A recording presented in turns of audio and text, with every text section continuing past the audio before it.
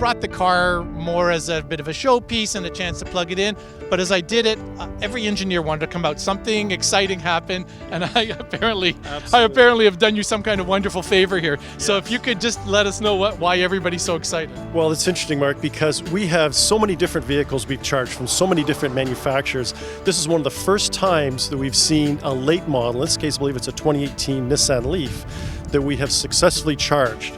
And so for us, that gives us an opportunity to demonstrate interoperability between the newest cars in the marketplace and some of those that are nearly 10 years old in the marketplace.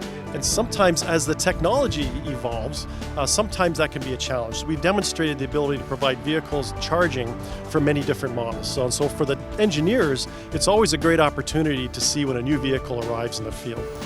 35 kilowatt, 0.414 kilowatt hour, and this is equivalent gasoline cost right now. Beautiful. I'll tell you a brief story. We had one of the manufacturers were participating in what they call a vehicle development ride. And they arrived with camouflage and they had all kinds of equipment testing their car. They didn't realize that they had arrived at Electric Vehicle Development Center. And of course, all the engineers had descended on the car, trying to understand, first of all, what kind of car is this? How does it work? And of course, we had a chance to have some great conversation. They were from around the world. And what reminded us is that the electrification, the business of electrification, is very much a global enterprise. And we shared a lot of experiences and learnings during that brief time we were here together. I think we don't forget for a minute that we'd be so proud that this is an enterprise that's a Canadian enterprise happening right here in Toronto, in Canada, with Canadian employees providing employment. So let's not forget about this at all. I think it's amazing. We got a lot of smart people here, and we have the ability to do this. I think Canadians should be 100% proud of what we're doing here. We're very proud of this. We call it a vertically integrated center. We have the design, the manufacturing, integration, testing. It is a truly diverse workforce of people from all around the world, located here in Scarborough, here in Toronto, that are performing all of the development. And this is part of the platform for us to deploy in many centers across Canada and eventually around the world. We plugged into Bruce. You've got to tell me something about these names. So I said, okay, while we're standing here, we'll get these names. I don't know anything. Yeah, so you'll notice every one of these dispensers has a unique name on it. And we feel that charging is a personal experience for folks. We're going to spending more than 2 or 3 minutes at a charge cycle.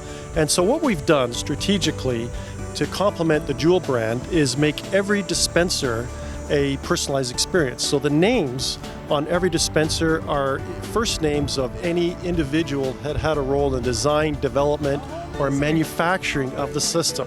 And no doubt in the future there will be individuals who will be part of the deployment and the support structure. So everybody's playing a part in this. This is a truly team effort.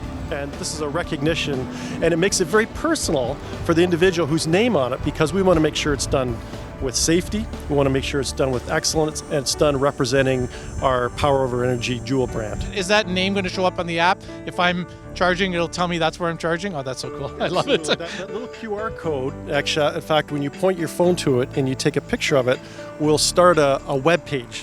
And that web page references that particular charger, that dispenser. So when you plug in, you have all the information related to your car, your charge cycle, how long you should expect before your charge is at a certain level, and all that piece of information that are helpful to a customer.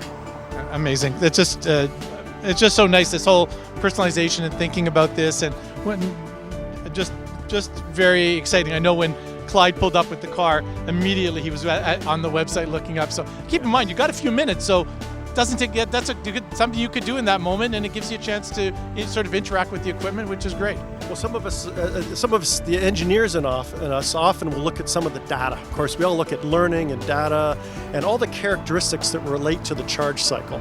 And undoubtedly, it has an internet connection, so folks will not only be looking at that, but they have access to any of the systems or any of the information that helps them just occupy their time or learn while they're performing their charge cycle. Great, thanks for sharing this. I really appreciate it.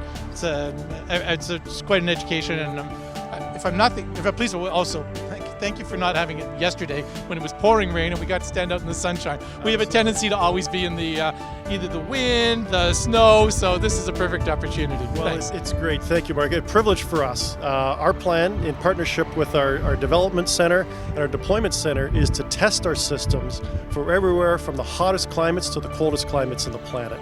And our challenge is to be able to serve all those. So it's a real privilege for us. Thank you. Thank you, Rick.